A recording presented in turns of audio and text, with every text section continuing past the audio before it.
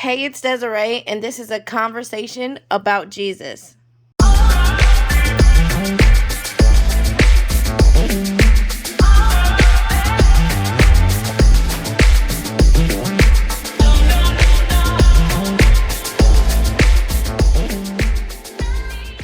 I was gonna visit a friend of mine at his job for lunch, and it was just him and his coworker in the building, and I happened to mention that I was about to do an open mic night for my church, and I said it jokingly, like I'm about to do an open mic night with my church, and the coworker kind of just looked at me, and then he asked me could he run some of his jokes by me because he is a comedian. Sure. And from there he literally goes in, but it wasn't necessarily a joke. He just kind of went in.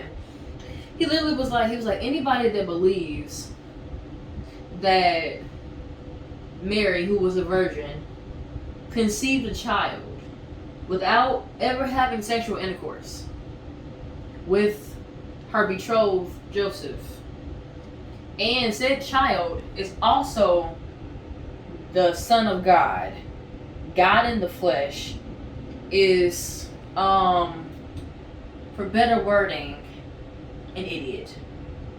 And I was sitting there, I was like, this is the perception about how people view Christianity. I mean, all common sense, no, that doesn't make sense. That's completely illogical, and it's something that's ridiculous to grasp if you're thinking about it from a mortal standpoint. But God is not what we are. He's above us. Of course he can create and do things like that. He created all of us. Feel free to talk. I know you're the camera person, and the camera person doesn't normally talk, but I want you to talk. Yep. Okay, great. So, as Taylor was telling me about telling me this story about, this guy who just totally ripped on the birth of Yeshua HaMashiach, Jesus Christ, whatever you want to call him. We started talking about how to a person who's not open to expanding their mind about the universe and about God and stuff like that, how that really wouldn't make sense. None. How everybody else, to reproduce, they have to have sex. They have to, they have to do that physical part. And so Mary just pop, pop, pop, pow, pregnant. Right. By God. I mean, it just doesn't make any sense. And so something that Taylor said was that you have to think about it outside the perspective of just us right here, right now. Yeah. God created everything. He created the entire universe. So why do you think that he wouldn't be able to come down in human form and be who he was? Or why do you think that he wouldn't be able to impregnate his creation? I haven't said the thing, that's what gets me. It's he creates all the other babies. He creates the molecules that create the babies. He creates everything from the top to the bottom. It's there's nothing that's not his. Right. And just because it was done different doesn't mean that it wasn't done by him, or that how we normally do it isn't done by him. Right. Anything in its natural state that has not been perverted is God's. Exactly. And Mary had not been touched yet, and that's also she was a virgin. There was a reason why she was a virgin, literally. Yeah, because she had to be pure, clean. Exactly. So then my response to that was,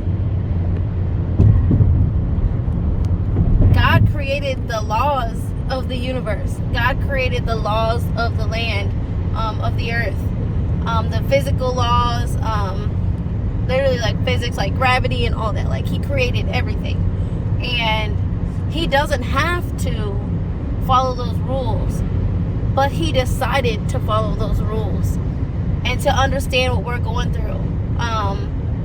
So much that, like, a good example of this is him coming down as Jesus and having to understand what it felt like to be tempted,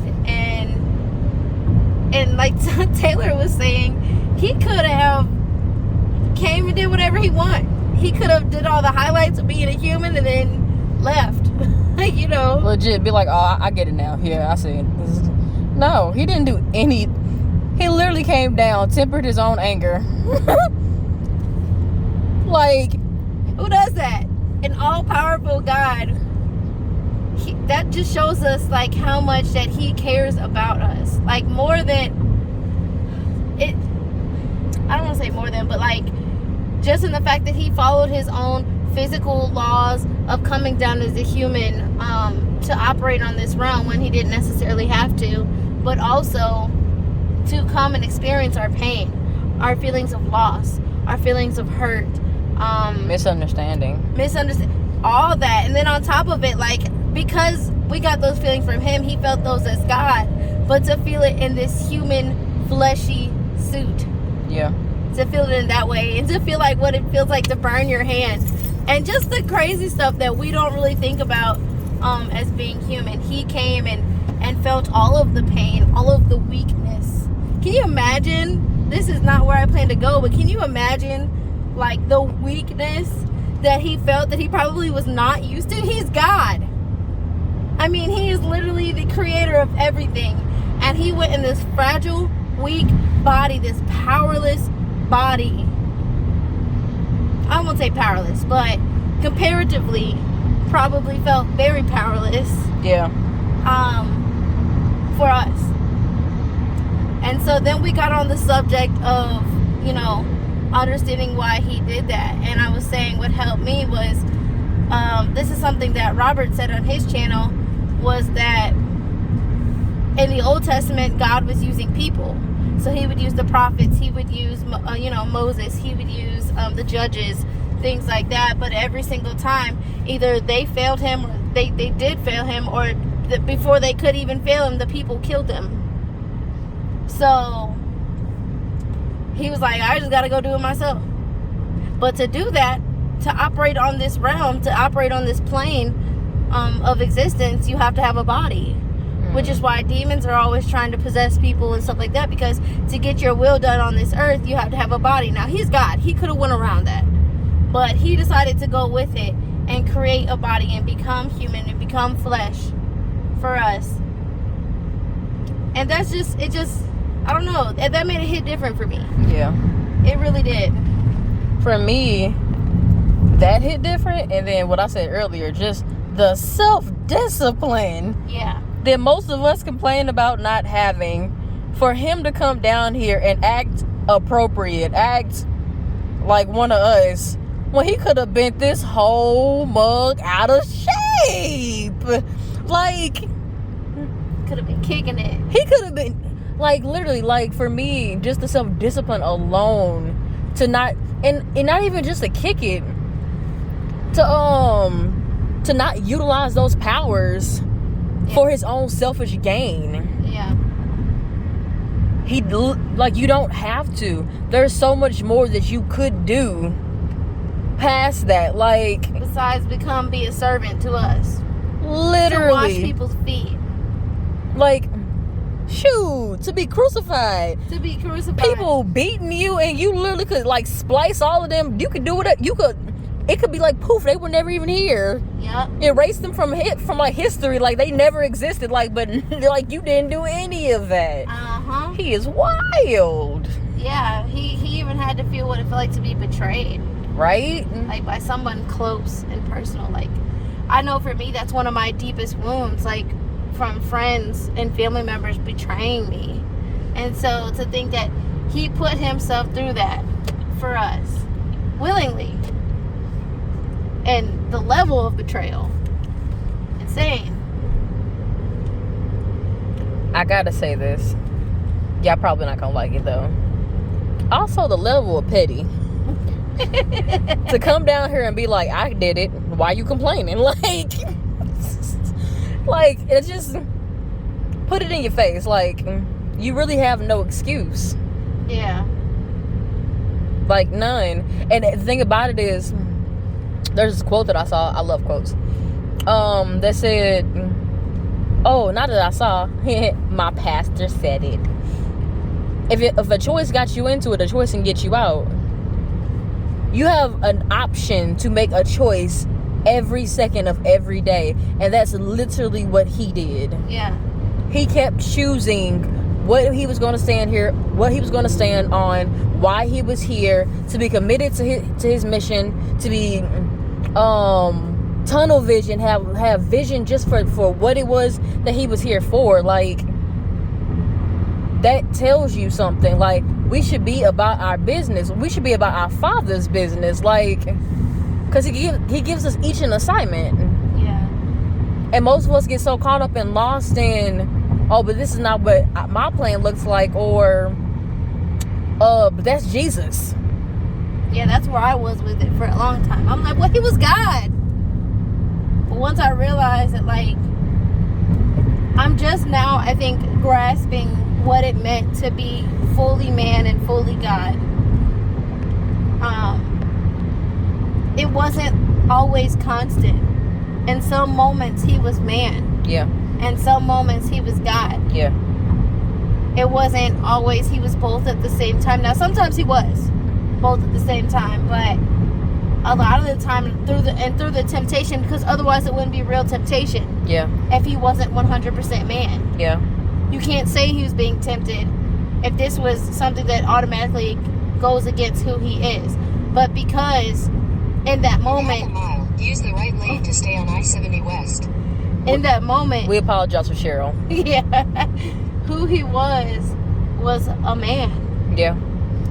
And think about it, like I just cannot help but to think about, like, the mental trauma. Use the right lane to stay on that I-70 comes. West, then take exit 238B. 238. I need to get over. Sorry, y'all. 1 second. Take exit 238B, then merge onto I-170 North. My bad, y'all. So, but yeah, I can't help but to think about the mental trauma that comes with being hurt. Yeah. By people. Yeah. By being, like, all the things that just pile on top of us mentally. Yeah. Like, through, like, all the bad emotional health of just what it takes to live on this planet. Yeah. What it takes to deal with other people. It's insane. Continue on I-170 North. So for he 1 did mile. all that in his humanness. Like, he really got to know what it felt like, more than just not when I say just, I mean the cross was huge. That was like, we could have never. But to go through just the small stuff, like as a kid, kids being mean to him, maybe as a teenager, being thought of as an underdog, or being, or whatever. As an adult, people thinking he's crazy. Yeah. So to think about those things, like, imagine how he felt in his manhood, often being attacked. Can you and think about this? Jesus didn't have a wife. Jesus was a virgin. I don't know what it was like back then in their culture, but Keep left to stay on to be I-170 33 without a wife or without had sex in today's culture, he would have been looked at as weird. In 1.5 miles, take exit 10B for I-270 east towards Chicago.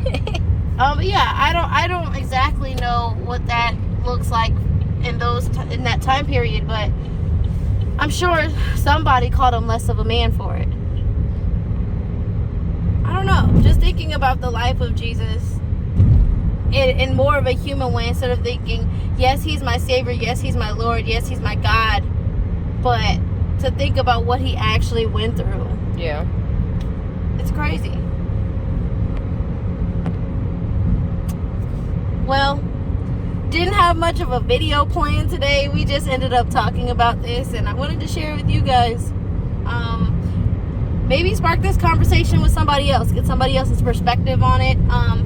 Comment down below if you have a certain perspective on it, or you know, whatever. I just want to hear your guys' thoughts. Hey Desiree and Tasteway. She's gonna be so mad at me for that. Thank you for watching. Love you guys. Pray for her. She gonna need it. Take exit 10B. Yep.